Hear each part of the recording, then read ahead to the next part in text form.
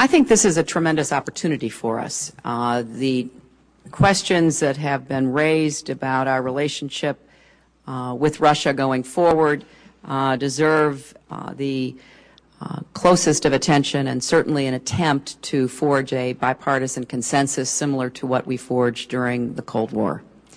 I think that whatever illusions might have existed with the fall of the wall in Berlin have certainly been tarnished, if not eliminated, but there doesn't seem to be much that has taken their place. And so I would urge that we take this opportunity, especially because we are moving to a new administration, to create a commission here in our own country.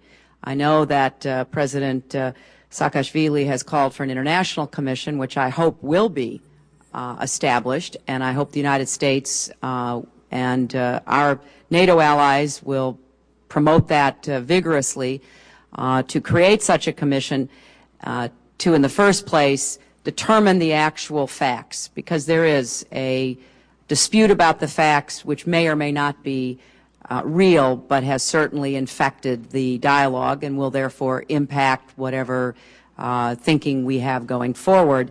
I believe that the administration would be well served to create this U.S. commission, which then could cooperate with the International Commission. In the absence of the administration moving on this, I will be introducing legislation to establish such a commission. Obviously, I hope the administration does it without legislation, although I think there are members of Congress who would be worthy members of such a commission were it to be established.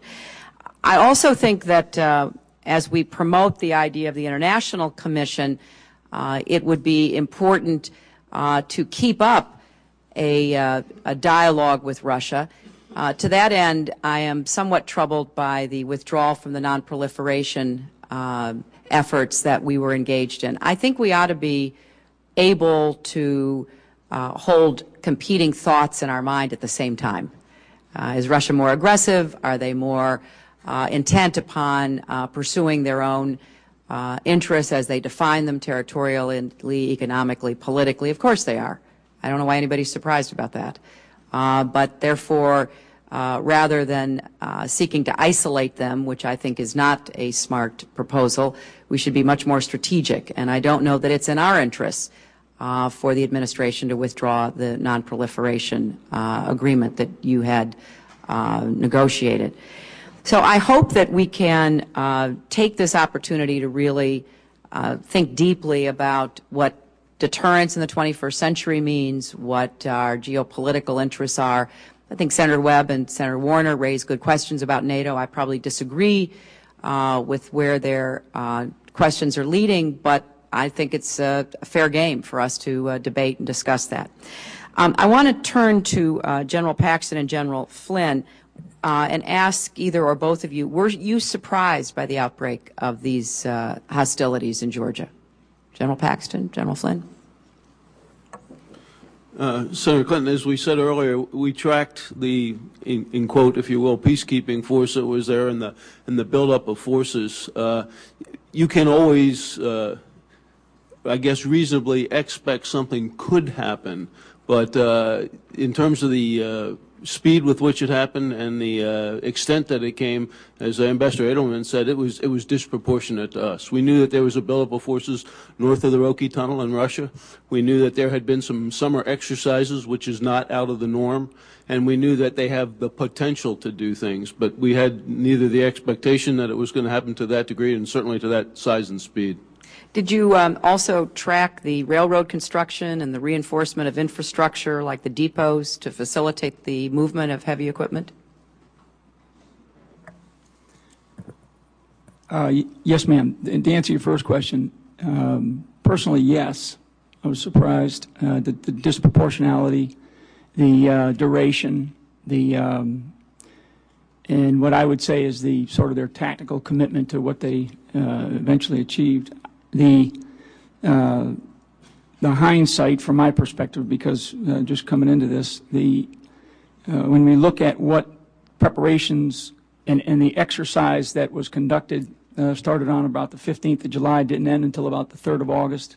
And some of the military and preparation, tactical preparation kinds of things that they did, I think when we look at it and we re-examine sort of what did we know, when do we know it, there's probably a lot more to the element of tactical surprise that we should probably be taking some lessons from. Well, I appreciate your saying that, General, because obviously that's within the bailiwick of this committee, and I think that it would be worth some time to look at a lessons learned from this. I want to submit for the record an article that appeared in the Washington Post on July 15th by Ronald Asmus, who is with the German Marshall Fund, and it's called A War the West Must Stop. And just the first sentence says, there is war in the air between Georgia and Russia. Such a war could destabilize a region critical for Western energy supplies and ruin relations between Russia and the West. So clearly there were observers, experts, there were people who follow this area and what's happening inside Russia and on Russia's borders who were prescient, who basically said, this is a war we must stop. And one of the purposes of this commission that I'm advocating for our own country is, we've got to answer for ourselves.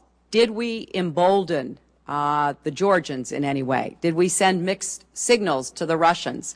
I think it's important that we understand that there is a lot of debate and ferment around what the United States government really did say, how clear we were with Moscow, how clear we were with Georgia. And I think we need to sort all that out. And the military aspect of this with respect to the signals, the intelligence, the information, how it was assessed, I think is an important part of it. So clearly that should be, in my view, part of what this commission looks at. I thank the witnesses.